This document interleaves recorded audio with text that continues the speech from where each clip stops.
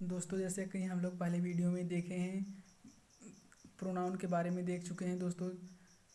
एकदम ट्रिक के माध्यम में देखे थे दोस्तों। अगर जो लोग ये पहली बार देखते हो यह वीडियो, तो पहला वीडियो ज़रूर देखना, क्योंकि हम लोग उसमें ट्रिक देखे हैं। अब हम लोग दूसरा, ये पांचवा एक वीडियो में देखे हैं, फिर दूसरे वीडियो में छठवें से देखते हैं दोस्तों। छठवें से इंडिफिनिट प्रोनाउन यहीं से शुरू करना है। इंडिफिनिट प्रोनाउन मीन्स अनिश्चित वाचक सर्वनाम।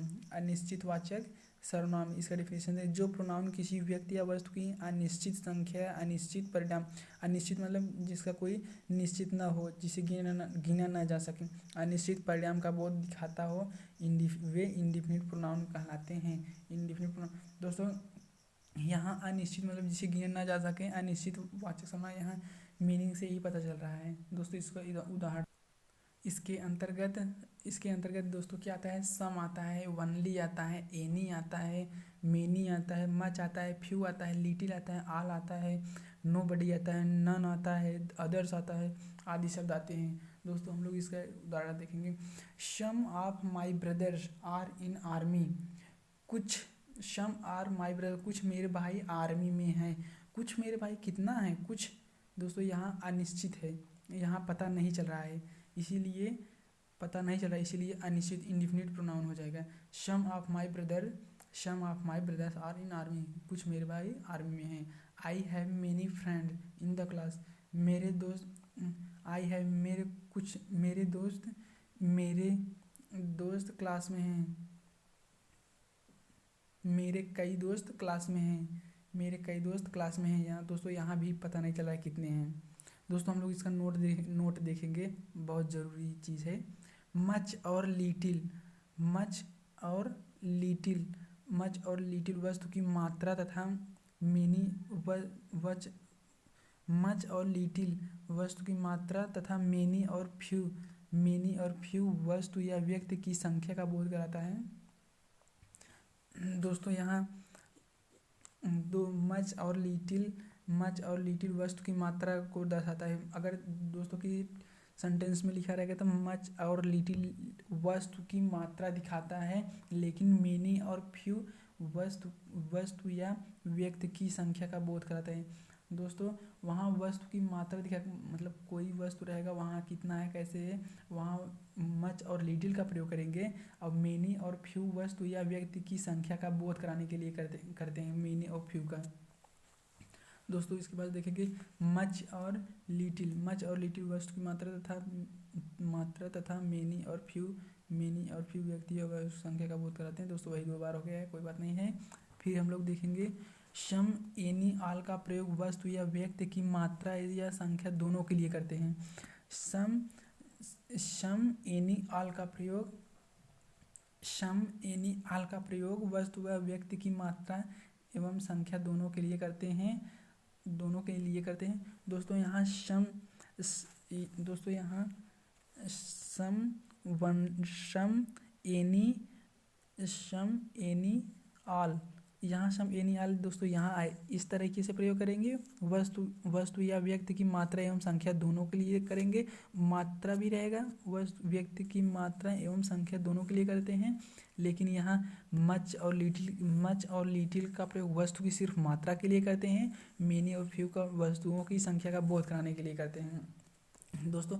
उम्मीद करते हैं ये समझ में आ गया होगा अच्छे से, हम लोग कैसे यूज करते हैं ये दोस्तों। ये भी अगर जैसे हम लोग गलत यूज करेंगे तो हम लोग का सेंटेंस गलत हो जाए दोस्तों, इसीलिए ज़रूरी है कि नाउन प्रोनाउन हम लोग ज़रूर पढ़ें दोस्तों। इसके बाद अगला देखेंगे रिफ्लेक्सिव प्रोनाउन। रिफ्लेक्सिव प्रोनाउन निजवाचक सर्वनाम। जो प्रोनाउन किसी काम का प्रभाव सब्जेक्ट पर दर्शाते हो, अन्य किसी पर नहीं, वे रिफ्लेक्सिव प्रोनाउन कहलाते हैं। रिफ्लेक्सिव प्रोनाउन दोस्तों, जैसे जो दूसरों पर नहीं, अपने स्वयं खुद पर दर्शाता हो, रिफ्लेक्सिव प्रोनाउन कहलाता है। रिफ्लेक्सिव प्रोनाउन निजवाचक सर्वनाम। हम लोग उदाहरण देखेंगे। वे इसके अंतर्गत माई सेल्फ मतलब मैं स्वयं से, हिम सेल्फ माने हम स्वयं से, योर सेल्फ माने तुम स्वयं से, योर सेल्फ माने तुम स्वयं दोस्तों। योर सेल्फ बहुवचन सिंगुलर और प्लूरल के लिए योर सेल्फ तुम स्वयं, तुम्हारे स्वयं। इट सेल्फ माने यह स्वयं आदि शब्द आते हैं। जहाँ दोस्तों सेल्फ अगर लास्ट में आ जाए वहाँ रिफ्लेक्सिव प्रोनाउन होगा, निजवाचक सर्वनाम होगा। जहाँ स्वयं आ जाए वहाँ रिफ्लेक्सिव प्रोनाउन होगा। दोस्तों इसके बाद हम लोग इसका एग्जांपल दोस्तों एग्जांपल देखने से हम लोगों को जो भी कन्फ्यूजन थोड़ा बहुत रहेगा वो क्लियर हो जाएगा। दोस्तों हम लोग इसका एग्जांपल देखें। I have completed it my self. I have completed it my self. मैं स्वयं से कंप्लीट कर लूँगा। मैं स्वयं से कंप्लीट कर लूँगा। दोस्तों मैं स्वयं से कंप्लीट कर लूँगा। She punished her self for the mistake. मैं हर सेल्फ मतलब वह स्वयं से दंडित करेगी मिस्टेक के लिए। वह स्वयं से दंडित करेगी मिस्टेक के लिए।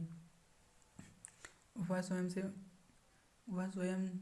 स्वयं को दंडित करेगी मिस्टेक के लिए। दोस्तों यहाँ सी से स्त्री का पता चलता है, अगर ही होता तो पुरुष व्यक्ति का पता चलता है। दोस्तों इसके बाद हम लोग देखेंगे इम्फैटिक प्रोनाउन।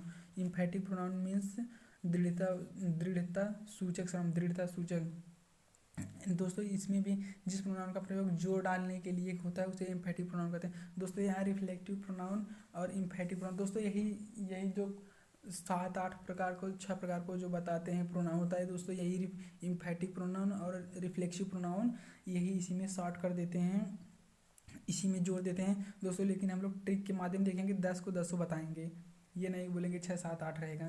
दोस्तों हम लोग देखेंगे इम्फैटिक प्रोनाउन दृढ़ होते हैं, जिस प्रोनाउन का प्रयोग जोड़ आने के लिए होता है वो इम्फैटिक प्रोनाउन कहते हैं। इसके अंतर्गत माई सेल्फ, हर सेल्फ आता है, आवर सेल्फ आता है, योर सेल्फ आता है, देम सेल्फ आदि शब्द आते हैं। Rahul himself solve this paper. Rahul स्वयं पेपर सॉल्व किया।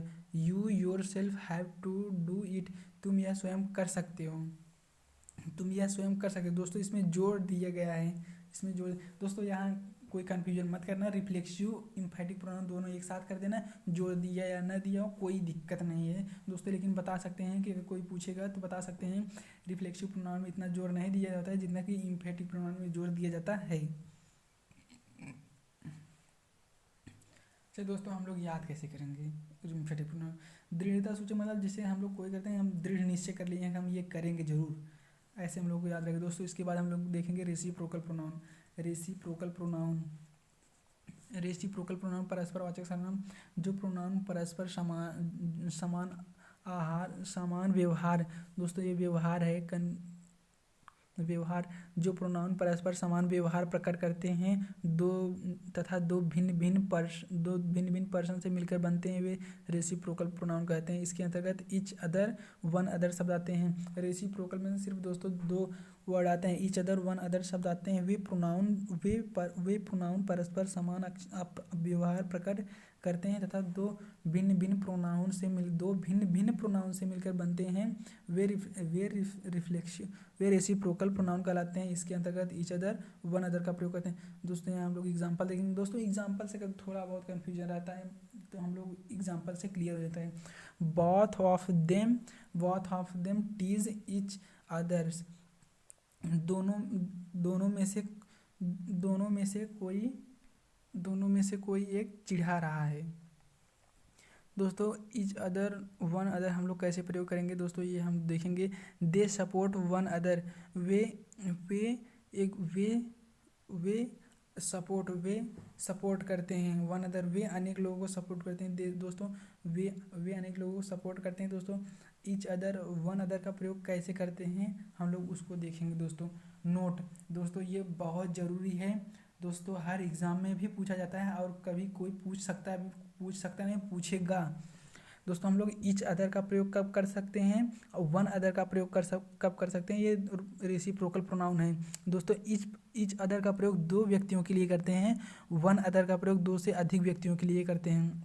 दोस्तों फिर से देखेंगे, ईच अदर 2 व्यक्तियों के लिए करते हैं, वन अदर 2 से अधिक व्यक्तियों के लिए करते हैं। दोस्तों इसके बाद हम लोग 10वां देखेंगे।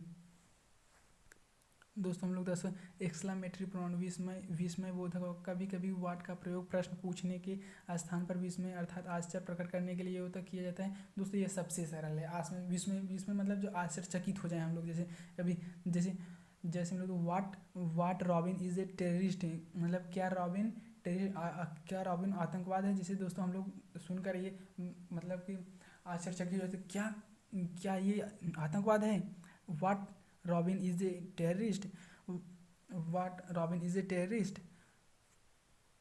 दोस्तों यहाँ एक्सक्लेमेटरी प्रोनाउन यहाँ कंप्लीट हो गए। दोस्तों एक्सक्लेमेटरी प्रोनाउन बहुत सरल है, इसमें कोई दिक्कत नहीं, वाट रहेगा, एक्सक्लेमेशन मार्क रहेगा, हम लोग इसको पहचान लेंगे, इसमें कोई दिक्कत नहीं होती है। दोस्तों हम लोग यहाँ प्रोनाउन एकदम ट्रिक के माध्यम से देखेंगे दोस्तों, कभी भूलेंगे नहीं। दोस्तों हिंदी मीनिंग ज़रूर याद कर लेना, चाहे जो हो जाए, और इसके अंतर्गत उदाहरण जो आते हैं दोस्तों ये ज़रूर देख लेना, क्योंकि हर परीक्षा में, हर कंपटीशन में पूछा जाता है, बहुत ज़रूरी है दोस्तों। इसके बाद अगले वीडियो हम लोग एडजेक्टिव देखेंगे, फिर बाद में मिलते हैं दोस्तों।